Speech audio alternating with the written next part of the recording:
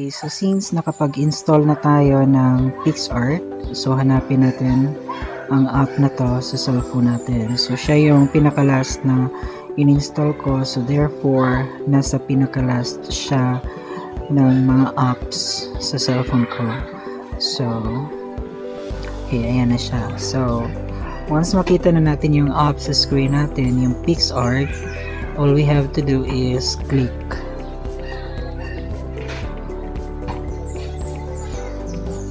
Just wait for a while.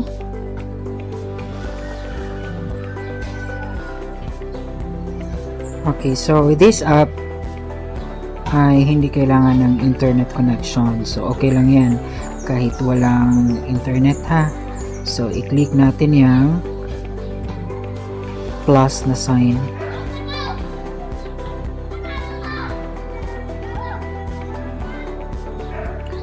Tapos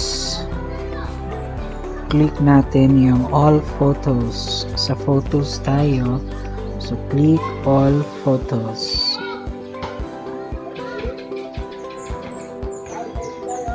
Tapos may mga pictures ako dito na sample family picture. So i-click natin yung pangatlo.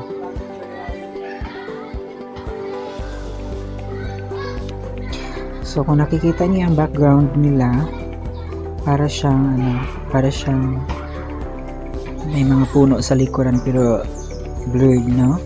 So all we have to do now is i-change natin yung kanilang background. So paano natin i-change? So sa baba makikita niyo ang gold, tools, effects, beauty, sticker, cutout, replay, text, add photo, fit, brushes, border, mask, draw, lens flare, shape mask, frame, and call out. So piliin natin yung cutout, this one. So i-cut out natin na may pagpipilian tayo: person, face, clothes, sky, head, hair, background. So i-cut out natin yung person para silang 5. Okay, hintayin lang natin. Okay, so yung naka-red na yan, i-cut out natin sila. So ibig sabihin magiging white na ang kanilang background. Preview natin. Before natin i-save, i-click natin yung preview. O, ayan. Ayan yung magiging result. So save natin.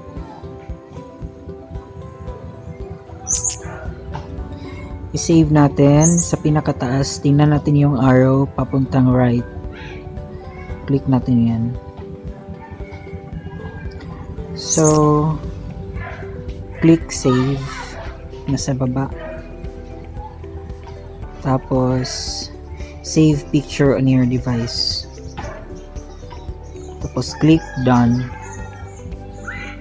Okay, yun na. Na-save na yun. So hanapin na muna natin sa albums. PicsArt.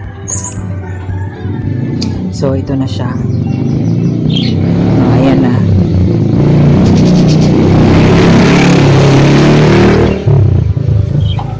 So nagiging white na yung background. So ang gagawin natin ngayon ay palitan natin ng background. So next is balik tayo sa PicsArt. Click. Then click plus sign. Tapos hanap muna tayo ng background. So hanap tayo ng background. Ito, magandang background to. Ito na lang. Ayan. Tapos ngayon, add photo. So idadagdag natin yung photo na kinat out natin. So ito yon, pangalawa. Tapos add, click add sa itaas. Yan na. Okay, so ngayon nadagdag na natin siya. Okay.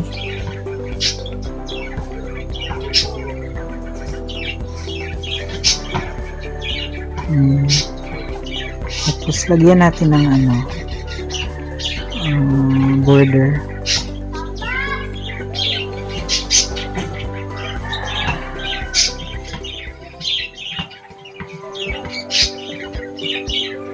Click natin. Tapos add text na tayo. Reyes family.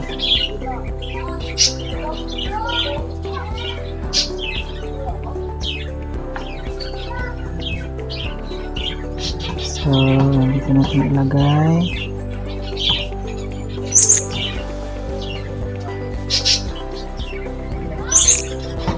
Tapos lagyan natin change natin yung stroke. Yan. Okay na yan. Yung font, pwede nyo i-change yung font. Archive. Pwede nyo i-change yung font. Yan. Pero yung gusto ko ay ito. Milashan Circa. Ito na ang gusto ko na font style. Tapos yung color, change natin. Piliin natin ang color, may tatlo, color, gradient, and texture. So gamit tayo ng gradient. Tapos yung black, i-change natin. Ito, click natin to. Okay. Tawag lang natin. Adjust natin.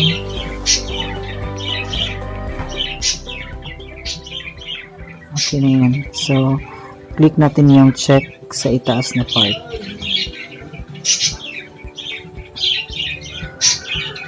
Okay.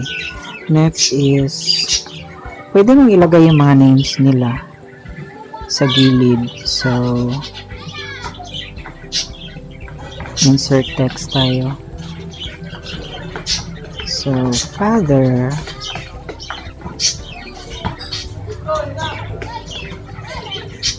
Ronald Reyes. Dili sa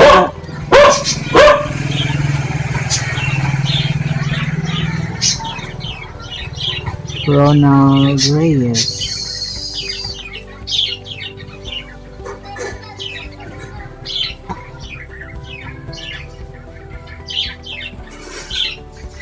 So, change natin. Lagyan natin ng stroke. Ayan. Para maganda yung color. Gradient. Tapos, ito. Click natin yung check. So, ganyan lang. Paulit-ulit lang yan.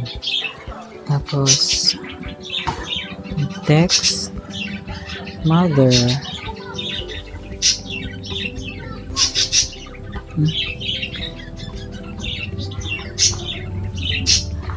Tapos type natin Renarius.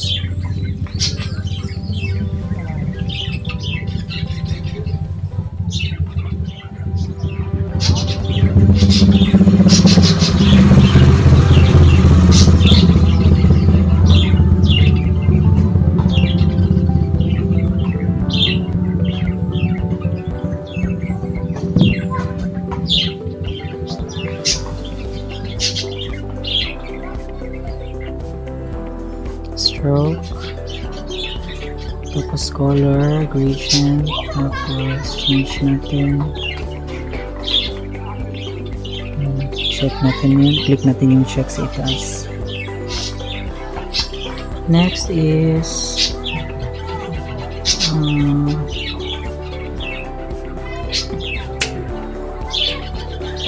eldest.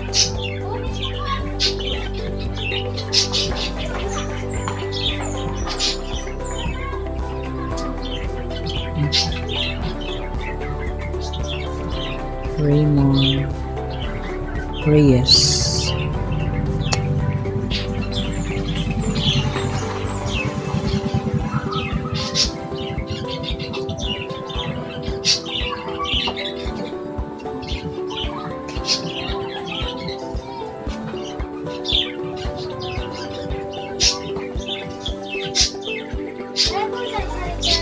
Dili lang sa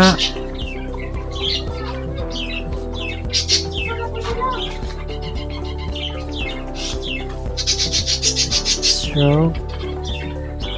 Same lang.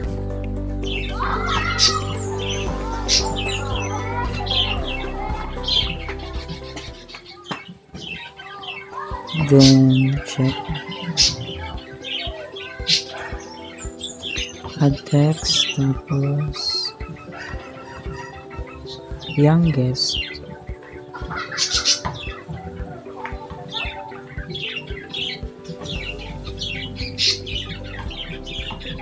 Cherry Reyes.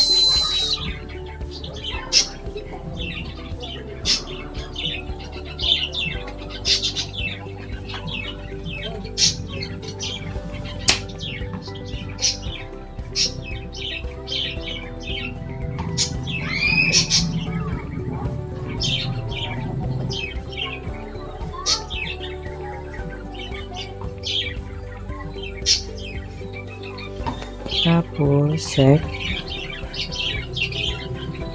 Yan. Pwede pa tayo mag-add ng photo kung gusto natin.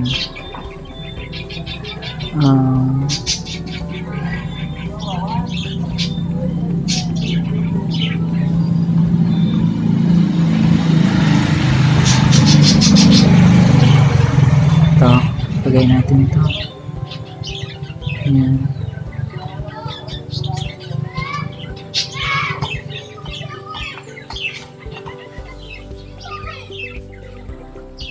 Tapos border.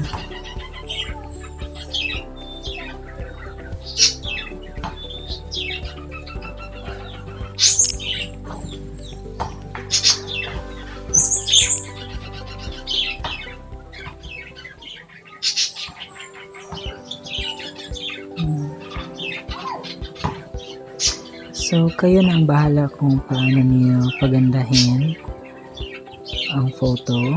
Tapos kung okay na yun sa inyo, save nyo na. Click nyo na yung arrow for right, then click save picture on your device, tapos click done. Exit na tayo, punta tayo sa albums, tapos back natin to PicsArt.